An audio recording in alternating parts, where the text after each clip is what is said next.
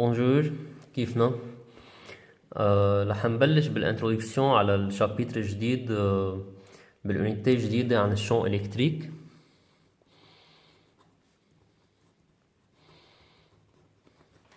اللي بلشنا فيه اليوم هو رابيل على اللي اخدينه بالسنة الماضية عن الفورس électrostatique. كنا قلنا انه si on a deux corps chargés ayant des charges de même signe, ces corps se repoussent. لكن هون عندنا répulsion entre deux corps chargés ayant des charges de même signe. إذا عندنا deux corps chargés ayant des signes opposés, donc ça va être une attraction. كنا قلنا كمان انه l'attraction et la répulsion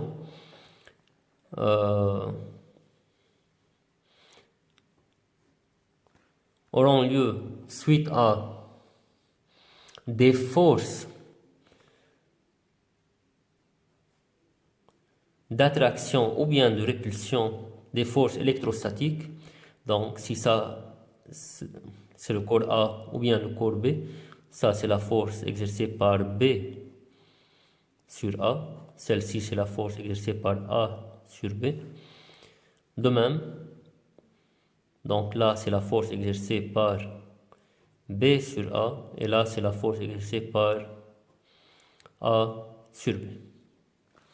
Tenons compte que les forces d'attraction ou bien de répulsion sont des forces de même module.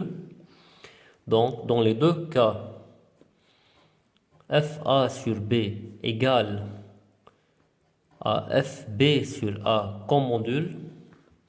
C'est d'après la troisième loi de Newton.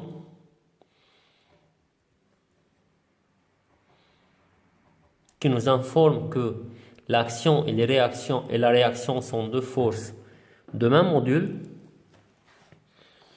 ayant la même direction de sens opposé sûrement. Bon, alors, de ce qui concerne la force elle-même, on a dit que la force de A sur B comme module, qui est égale à la force exercée par B sur A, elle est tout d'abord en relation avec la quantité de charge et elle est inversement proportionnelle au carré de la distance qui sépare les deux charges. Ça veut dire quoi? Supposons que le corps A a une charge QA qui est égale à une certaine entité en coulombes. Donc l'unité dans le système international de la charge, c'est le coulomb. Et le corps B a une charge QB qui est égale quand même à une certaine entité en coulombes. Et de ce qui concerne le corps A et le corps B, ces deux corps sont séparés par une distance D qui doit être nécessairement en mètres comme unité dans le système international. De là, cette force, la force électrostatique, est égale soit FA sur B comme module, soit FB sur A, est égale à K, une certaine constante qui a une valeur précise, K égale 9 fois 10 à la puissance 9, unité dans le système international. K fois le module de QA, la charge peut être positive ou négative. Donc, en cherchant la valeur de la force, c'est le module ou bien la valeur absolue de la charge, donc ça va être toujours positive, fois QB sur la distance qui les sépare au carré. Ça, ce qu'on a appelé la loi de Coulomb. Prenons un exercice ou bien un petit exemple concernant la loi de Coulomb. Donc, exemple, un corps A ayant une charge QA égale 2 microcoulombs et un corps B ayant une charge moins 1 microcoulomb. Donc ça c'est A, ça c'est B.